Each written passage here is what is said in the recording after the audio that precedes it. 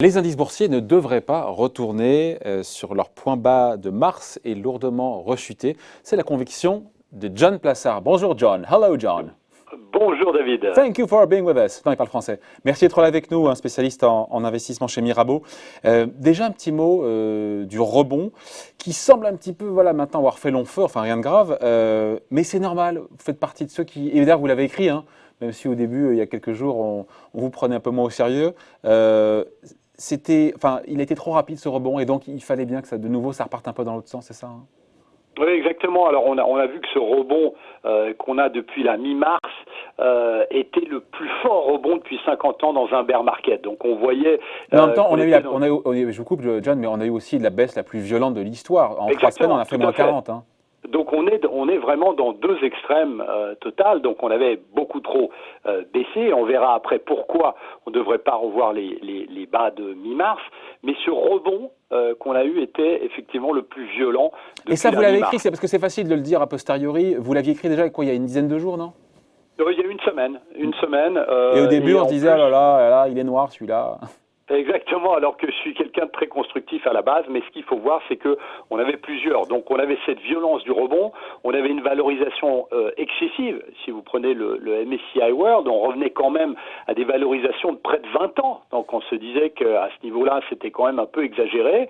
Et puis deux choses, c'est que on avait aussi, je regarde beaucoup la psychologie des marchés et notamment les indicateurs contrariants. Et là, on voyait que les investisseurs qui avaient été noirs et ne pouvait pas être plus noir, hein, si on regarde certains indicateurs, notamment le bull bear de la Bank of America, eh bien là commençait à redevenir assez positif. Alors là, d'une manière contrariante, évidemment, c'est pas très bon signe. Et puis le dernier point, qui est très important, eh bien, c'est la résurgence des tensions commerciales entre Washington et Pékin et des tensions aussi entre les gouvernements américains et chinois sur la question la gestion du coronavirus. Évidemment, ça on va en parler, mais juste, encore une fois, c'est une conviction, vous l'assumez. Autant on comprend que cette consolidation, elle était attendue, en tout cas souhaitable pour vous, autant vous êtes convaincu qu'on ne retrouvera pas sur le CAC 40, parce qu'on est en France, les 3600 points. Pourquoi cette certitude? Et là, vous allez me dire, parce que les banques centrales, elles sont là et qu'elles ne laisseront pas faire. C'est ça l'argument? Est-ce que ça tient d'ailleurs? C'est une partie de l'argument. Évidemment, on peut pas mettre de côté ce qu'ont fait les banques centrales. Alors, ce qui est très intéressant de noter, c'est que les banques centrales, au début, ont été très approximatives. On se souvient que Christine Lagarde a été très approximative lors de sa première apparition, n'a pas fait assez, s'est rattrapée après. Même chose avec la Banque centrale américaine. Je vous rappelle quand même qu'elle a baissé ses taux de 50 points de base 10 jours avant la réunion de la Banque centrale, alors qu'elle n'avait pas du tout besoin de le faire. Donc on a senti une certaine approximation des banques centrales qui après se sont mis en ordre de bataille. Deuxième chose, alors au-delà des banques centrales, vous avez les gouvernements. Je vous rappelle quand même, et on l'oublie, que ce fameux dogme budgétaire allemand est tombé. Les Allemands qui ne voulaient surtout rien faire pour les pays dits du Sud, donc les pays plus à risque comme l'Italie et l'Espagne par exemple, eh bien on fait tomber ce dogme budgétaire et même à un an des élections législatives en Allemagne, on pensait que Angela Merkel ne pouvait rien faire, mais qu'elle a vraiment ici été beaucoup plus dans l'action. Et donc c'est parfait. Attendez, John. Donc c'est-à-dire que pour vous, ces pare-feux budgétaires monétaires sont suffisamment bien dimensionnés pour qu'on ne retourne pas sur les points bas de mars dernier sur les indices boursiers. C'est ça votre argument? Alors, suffisamment dimensionné, non. Il va falloir que les gouvernements fassent plus, et on a entendu qu'ils feraient plus. Alors l'Allemagne, par rapport à sa croissance, par rapport à son PIB, est le pays qui a fait le plus en Europe. Mais on a encore des pays qui peuvent faire plus. Et on peut parler des États-Unis, où on voit que le gouvernement a fait beaucoup, mais pas assez. Donc on va avoir, gouvernement ou banque centrale qui serait amené à en faire plus parce qu'on irait, si on retourne tutoyer des points bas, ou quoi qu'il en soit, il faudra en faire plus parce que l'impact économique est peut-être plus grave que ce qu'on voit déjà. Alors, ce qu'il y a, c'est que on est dans le cœur on est vraiment dans le dur là. On est en train de rentrer. On a appris ce matin que l'Allemagne était rentrée en récession officielle. au premier trimestre de cette année, alors que dans le deuxième trimestre, les chiffres de la croissance vont être pires. Donc les gouvernements le savent. Alors ils y vont par pas, par grands pas. On l'a vu depuis le début de la crise. Mais ici, ils sont prêts et on sait très bien, on est face à une crise sanitaire où on ne sait pas s'il y aura une deuxième vague. Donc les gouvernements sont prêts à tout faire et ils l'ont répété. Donc le stress n'est pas simplement un stress boursier, c'est aussi un stress évidemment qui est sanitaire, puisqu'il faut rappeler ici que le confinement a coûté au niveau économique au pays au moins 10% de manque de croissance, et aux États-Unis au deuxième trimestre on s'attend quand même à une croissance entre moins 30 et moins 40%, ce qui est historique. Donc on sait que les gouvernements mais c'est anticipé. Là, j'ai envie de dire tout ça à peu près anticipé. Donc je reviens parce que le point de départ c'est de se dire voilà. Selon vous, le CAC 40 ne retournera pas sur 3600 points. Les arguments, je les résume, hein, donc c'est le monétaire, le budgétaire, qui potentiellement pourra en faire plus. Quoi d'autre? Les banques centrales, donc, qui ne laisseront pas faire? Alors, les banques centrales ne laisseront pas faire. Les banques centrales en ont encore sous le pied, que ce soit en termes d'assouplissement quantitatif ou baisse de taux.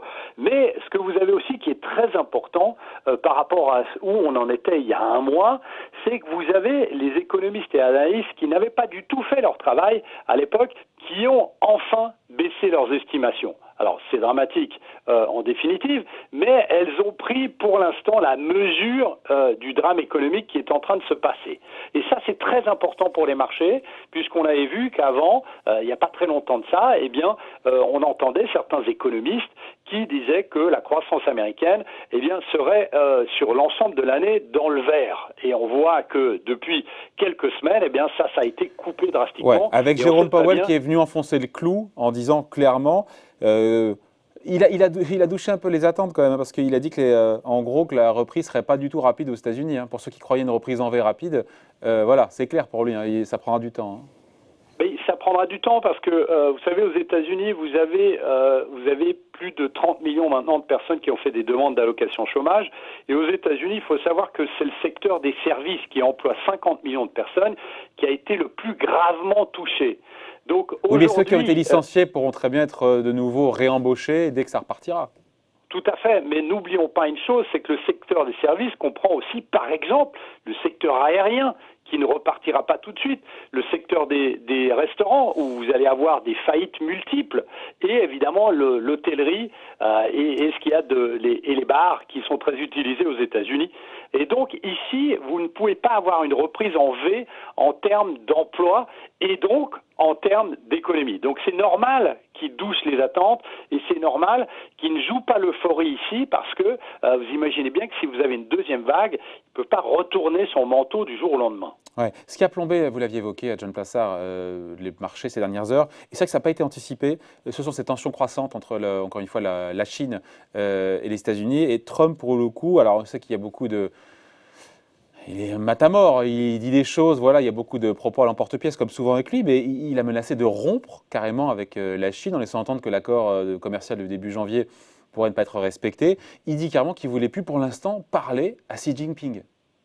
Oui, alors ça, il faut faire attention parce qu'il faut, et on l'oublie dans cette crise du coronavirus, que vous avez les élections présidentielles en novembre. Donc ici, il faut absolument trouver un coupable idéal. Et le coupable idéal, c'est bien évidemment pour les Américains, les Chinois qui potentiellement auraient caché l'ampleur de la pandémie du coronavirus, et d'une autre manière, les Chinois qui potentiellement aujourd'hui n'achèteraient pas autant de biens américains qu'ils l'ont signé lors de la phase 1 en début d'année. Donc les Chinois sont un coupable idéal pour Donald Trump, et les Américains aiment bien ça. Qu'est-ce que ça veut dire? Ça veut tout simplement dire que si vous allez avoir une croissance qui va être dramatique aux 2 prochains trimestres aux États-Unis, eh bien, lors de l'élection présidentielle et lorsqu'il sera face à Joe Biden, eh bien, il pourra argumenter que c'est pas de sa faute, mais que c'est la faute des Chinois. Il l'a déjà sorti, c'est une vieille recette qui fait souvent le succès des politiciens aux États-Unis en tout cas. Et comme le président apparemment est au coude à coude dans les sondages qui ne veulent pas dire grand-chose, vous me direz, on est quand même assez tôt dans l'année, mais quand même, au coude à coude manifestement avec Joe Biden, sera prêt à tout, encore une fois. Vous le disiez, pour chercher un bouc émissaire et pour essayer d'être élu. Et ça, c'est pas bon pour les marchés, ça. Hein. C'est pas bon pour les marchés, le doute n'est pas bon pour les marchés, mais je dirais que pour les marchés, si Joe Biden devait passer, il n'est pas considéré comme étant quelqu'un d'extrême gauche et qui pourrait vraiment perturber les marchés. Il ne faut pas oublier ici une chose, c'est que Joe Biden n'est pas considéré comme Joe Biden, mais il est considéré comme l'ancien vice-président de Barack Obama. Donc tout le monde s'attend à ce qu'il y ait une continuité et qu'il n'y ait pas de grandes réformes qui soient faites de la part de Joe Biden. Ça, c'est l'avis des Américains. Ensuite, il y a une tactique. On a dit que Donald Trump essayait de trouver un bouc émissaire, mais de l'autre côté, ce qui est très intéressant de voir aujourd'hui, c'est que Joe Biden ne dit absolument plus rien.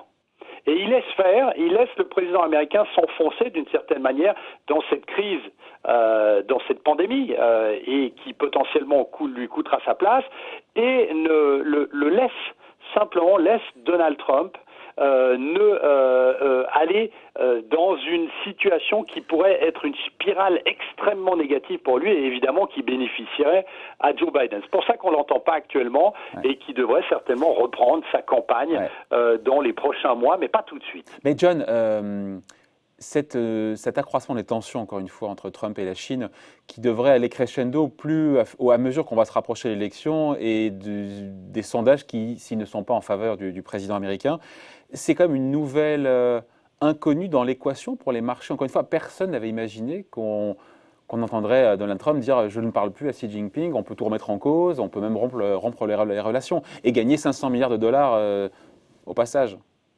Ce qui est un peu réducteur.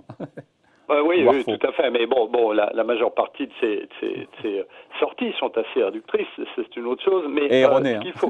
Et erronées, certaines fois. Mais ce qu'il faut rappeler ici, c'est que lorsqu'il y a eu la signature de la phase 1 en début d'année, on sentait bien que c'était un accord de surface. Parce que... oui, mais il avait le mérite d'exister.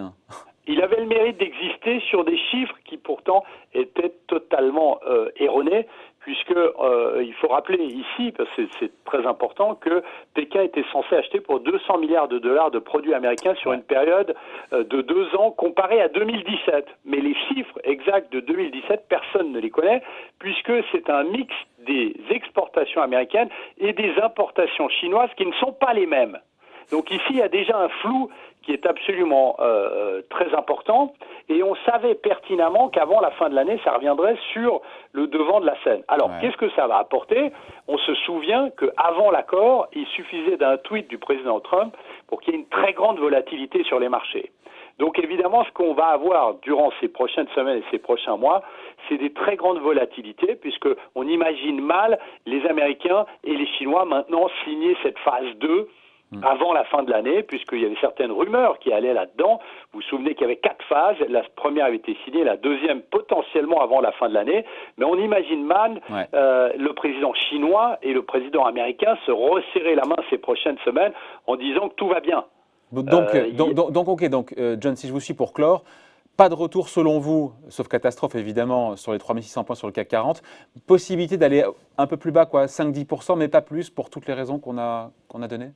Exactement, tout à fait, avec une volatilité plus importante et dans l'espoir, entre guillemets, qu'il n'y ait pas une deuxième phase, une deuxième vague de cette pandémie et qu'on puisse ça changerait tout au scénario, là, pour le coup.